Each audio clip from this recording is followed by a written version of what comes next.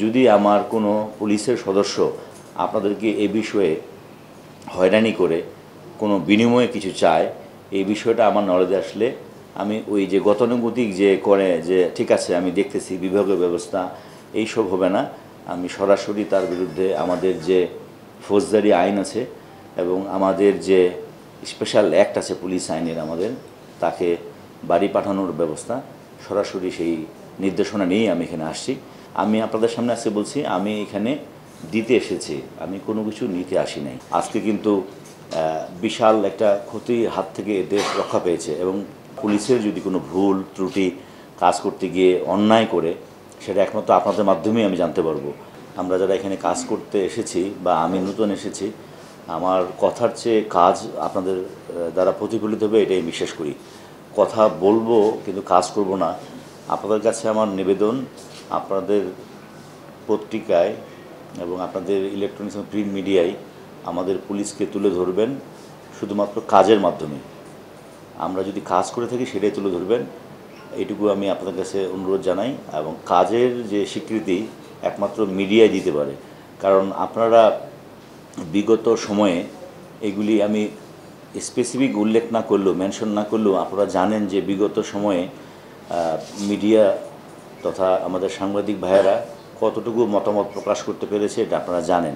কিন্তু আপনাদের এই আগস্ট মাসের 1 তারিখ থেকে বা আরও তার কয়েকদিন আগে থেকে, বিশেষ করে ছাত্র বৈষম্যমূলক ছাত্র আন্দোলনের পর থেকে আপনারা যেভাবে মিডিয়া প্রতিটি তথ্য এত সূক্ষ্মভাবে সন্নিবেশিতভাবে উপস্থাপন করেছেন, যার ফলে আজকে কিন্তু বিশাল একটা ক্ষতির হাত থেকে দেশ রক্ষা পেয়েছে এবং পুরো ভূমিকাটাই কৃতিত্বটাই কিন্তু আপনাদের মিডিয়ার।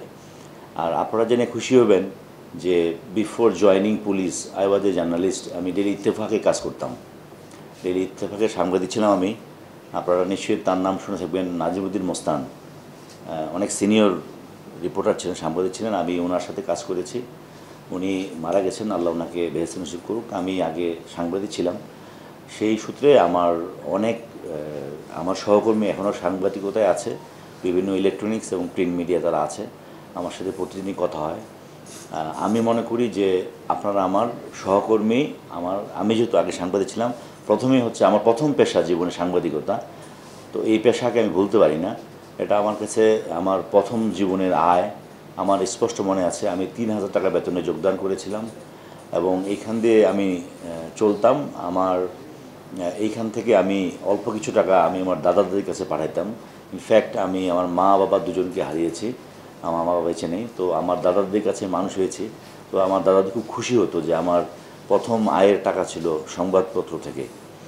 তো তারপরে আল্লাহ রিজিকের মালিক, পরে আমি বিসিএস দিয়ে পুলিশে আসছি। তো এই জন্য সাংবাদিক বৃন্দর সাথে আমার সুসম্পর্কটা আমার কর্মস্থলে, যেটা আমার এডিশন এসপি সাহেব বলেছেন, সবসময় সুসম্পর্ক ছিল এবং থাকবে ইনশাল্লাহ। আমি আপনাদেরকে আমার একমাত্র সহকর্মী হিসেবে বিবেচনা করতে চাই, কারণ একমাত্র আপনারাই আমাকে সঠিক তথ্য দিয়ে সহযোগিতা করতে পারেন। আবার একই সাথে আপনাদের সমালোচনাও আমাকে শুধরানোর জন্য, অর্থাৎ আমার পুলিশের যদি কোনো ভুল ত্রুটি কাজ করতে গিয়ে অন্যায় করে, সেটা একমাত্র আপনাদের মাধ্যমেই আমি জানতে পারবো।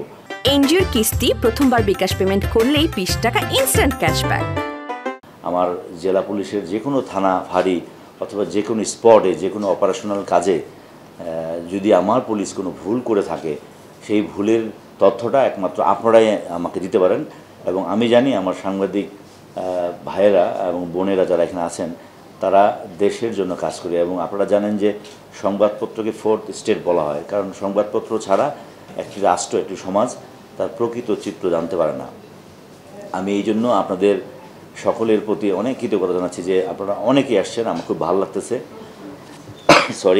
আমি আশা করি যে আমি রাজশাহী জেলায় আপনাদের মনের মধ্যে হয়তো অনেক প্রশ্ন, অনেক জিজ্ঞাসা বা অনেক কথা আছে, সবগুলির উত্তর আজকে না দিলেও আমি সামনে দিতে পারবো। আজকে আমি আমার বক্তব্য আর বাড়াবো না, আমি শুধু এইটুকু বলবো যে রাজশাহী জেলায় প্রায় 15 লক্ষ সামথিং জনবল, মানে 25,95,000 জনসংখ্যা অধ্যুষিত রাজশাহী জেলা, প্রায় 25 লক্ষ এবং 2,400 বর্গ কিলোমিটার এলাকা যে রাজশাহী জেলার। এই 2,400 বর্গ কিলোমিটার এলাকার এবং 25 লাখ জনবল নিয়ে যে রাজশাহী জেলাটা, এই জেলায় আমরা এখানে 1595 জন পুলিশ সদস্য কর্মরত আছি। এটা প্লাস মাইনাস হয়। আমি এই 25 লক্ষ লোকের নিরাপত্তা, এই 25 লক্ষ লোকের স্বাভাবিক জীবনযাপন এবং যারা বিভিন্নভাবে ক্ষতিগ্রস্ত, অন্যায়ের শিকার অথবা বিভিন্নভাবে হামলার শিকার, বিভিন্নভাবে যারা নিগৃহীত, তাদের আইনি সহায়তা দেওয়ার জন্য আমার যে 1595 জন পুলিশ সদস্য এখানে কর্মরত, এদেরকে দিয়ে আমি সর্বোচ্চ সেবা এবং সহযোগিতা এবং একেবারেই খুবই জনবান্ধব নতুন করে, আগের পুলিশিং না, আমরা আগের পুলিশিংয়ের মধ্যে নাই, আমরা নতুন পুলিশিংয়ের মধ্যে। আপনি প্রশ্ন করতে পারেন আমাকে নতুন পুলিশিং বলতে কি বোঝাচ্ছেন? নতুন পুলিশিং বলতে আমি এটা বোঝাচ্ছি যে আমার এই রাজশাহী জেলায় যে কোনো নাগরিক যদি তার পাসপোর্ট বা পুলিশ ক্লিয়ারেন্স অথবা তার থানায় একটা জিডি অথবা তার একটা মামলা অথবা তার একটা কোনো মোবাইল হারিয়ে গেছে, এ বিষয়ে কোনো থানা বা ফাঁড়িতে অভিযোগ নিয়ে গেলে বা সাহায্যের জন্য অথবা তার কোনো প্রয়োজনীয় কারণে গেলে যদি আমার কোনো পুলিশের সদস্য আপনাদেরকে এ বিষয়ে হয়রানি করে কোনো বিনিময়ে কিছু চায়, এই বিষয়টা আমার নলেজে আসলে আমি ওই যে গতানুগতিক যে করে যে ঠিক আছে আমি দেখতেছি বিভাগীয় ব্যবস্থা, এইসব হবে না। আমি সরাসরি তার বিরুদ্ধে আমাদের যে ফৌজদারি আইন আছে এবং আমাদের যে স্পেশাল অ্যাক্ট আছে পুলিশ আইনের, আমাদের তাকে বাড়ি পাঠানোর ব্যবস্থা, সরাসরি সেই নির্দেশনা নিয়েই আমি এখানে আসছি। আর প্রথমে আমারটা আমি বলি, আমাকে বেশি করে আপনারা মনিটরিং করবেন যে আমি কি করতেছি।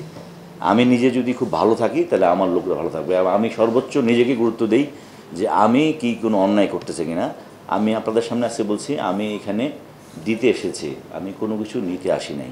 আমি আমার আল্লাহ পাকের পক্ষ থেকে এবং আমার বাপ মা আমাকে যে শিক্ষা দিয়েছে, আমার যে প্রশিক্ষণ, পুলিশের যে কাজ, আইনের যারা সিদ্ধ, আইন যারা স্বীকৃত, এইটুকু দিতে এসেছি।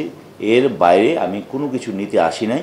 আমি যেন যেদিন আমি এখান থেকে চলে যাব সেদিন যেন আপনাদের সাথে আবার আমি দেখা করে আপনাদের কাছ থেকে আমি আমার প্রাপ্যটুকু বুঝে পাই, যে ওই দিন আপনি আমার সমালোচনা করবেন যে আসলে আমি দিতে এসেছি না নিতে এসেছি।